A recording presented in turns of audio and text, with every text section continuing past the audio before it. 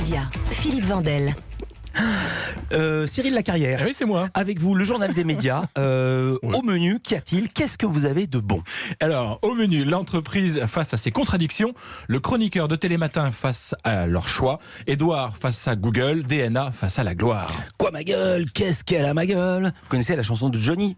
Eh bien, vous allez bientôt connaître le doc de France 3. Qu'est-ce qu'elle a ma gueule? Enquête sur les discriminations au travail, c'est le nom du numéro de c'est un très Pièce bon titre. à conviction que diffuse France 3 ce soir. Vous l'aurez compris, l'émission s'intéresse aux discriminations professionnelles, notamment celles qui frappent les candidats à l'embauche. L'émission est particulièrement révélatrice de la manière dont certaines entreprises françaises mettent des barrières à tout un pan de la société. Écoutez, pour commencer, le témoignage de Didier Bille, un consultant en ressources humaines qui apparaît dans le film. En France, on est carrément en tête, champion du monde de la discrimination, en particulier de la discrimination à l'embauche. Je l'ai pratiqué. Je l'ai pratiqué pas à mon initiative, je l'ai pratiqué tout simplement parce que j'étais en rouage dans des entreprises qui ont des politiques qui amènent à de la discrimination. Il existe en fait 24 critères de discrimination: l'âge, l'origine ethnique, l'orientation sexuelle, le sexe évidemment, et même votre lieu d'habitation. Le problème, c'est que ces comportements sont extrêmement compliqués à prouver. Nous avons demandé à la journaliste qui présente Pièce à conviction, Verna Sacchi, comment son équipe avait procédé pour montrer à l'écran cette réalité. Elle répond aux questions d'Alexandre Omar. La discrimination, c'est quelque chose qui est impossible à filmer, comme de nombreuses réalités. Donc on a eu recours à des caméras cachées, parce que si on n'a pas recours à des moyens de ce type-là, on ne peut pas comprendre où en sont les mentalités dans le monde du travail et ce qui se passe au quotidien dans le monde de l'entreprise. C'est une réalité sociale qui reste camouflée derrière les murs, et en plus quand on est victime de discrimination, on ose rarement en parler par peur des représailles. Une discrimination qui se passe au sein de l'entreprise, mais également avant même d'y entrer, et ces barrières à l'entrée font partie de ce qui a le plus marqué Verna Sacchi. On l'écoute à nouveau.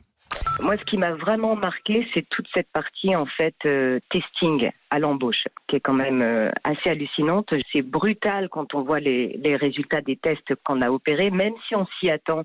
On se dit non, quand même, c'est pas possible, pas à ce point-là.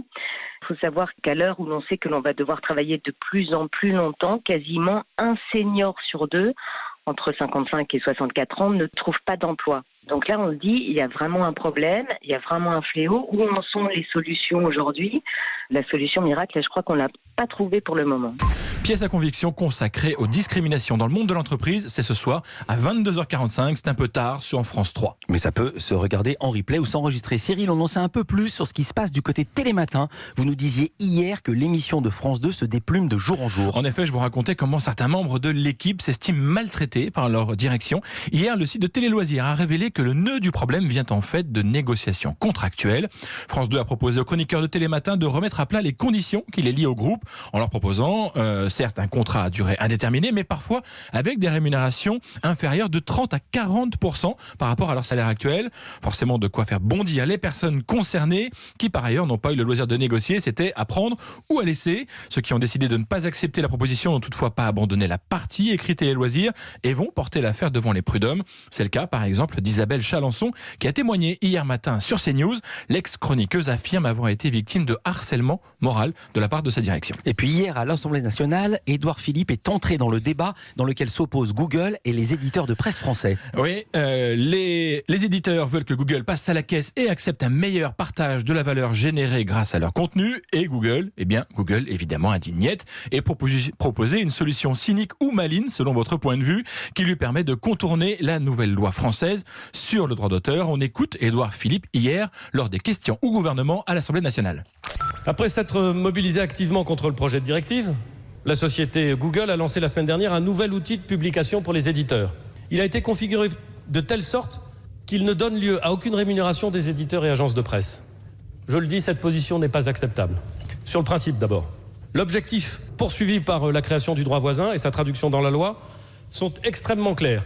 Permettre un juste partage de la valeur produite au bénéfice des plateformes par les contenus de presse.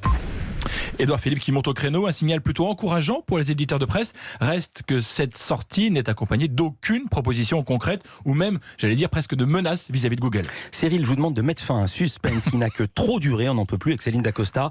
Qui sont les grands vainqueurs de la 4e édition des Soap Awards? Je savais que vous étiez fébriles tous les deux, alors permettez-moi de mettre fin à votre insoutenable attente. La 4e cérémonie des Soap Awards a consacré Demain nous appartient. Le feuilleton de TF1 a raflé les prix de meilleur comédien pour Clément Rémiens, meilleure comédienne pour Ingrid Chauvin, meilleur nouveau personnage pour Vanessa Demouy qui incarne Rose et... Dans la catégorie meilleure scène, les nommés sont l'accident de bus. On a eu un accident dans un bus sur la route de Valmagne. Et le gagnant est... L'accident de bus dans Demain nous appartient.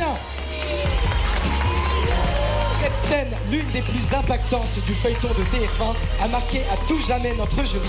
Oui. Grande victoire donc pour cette scène qui a marqué le jury à tout jamais. Et bien sûr, la razzia n'aurait pas été totale si Demain nous appartient n'avait pas également raflé le Soap Award de la meilleure série. Merci beaucoup Cyril Lacarre. Oui, je dis que vous nous avez frustrés tout à l'heure en disant que François Hollande avait révélé hier sur le plateau de C'est à vous ce qu'il avait dit à Carla Bruni et on est resté là comme ça. Carla Bruni, ce sont les mots de François Hollande. Carla Bruni lui a demandé pourquoi Bernadette n'était pas présente aux obsèques de Jacques Chirac et il lui a dit que sa santé ne lui permettait pas. Et ce qui a beaucoup affecté Carla Bruni. Voilà. C'est tout. Voilà, c'est tout. C'est parfois la pas réalité. Pas de petite blague, rien. Non, pas de petite blagounette. Bon. Non, les blagounettes, je compte sur vous. Vous serez là demain. Absolument. À demain, Cyril Lacarrière. L'infomédia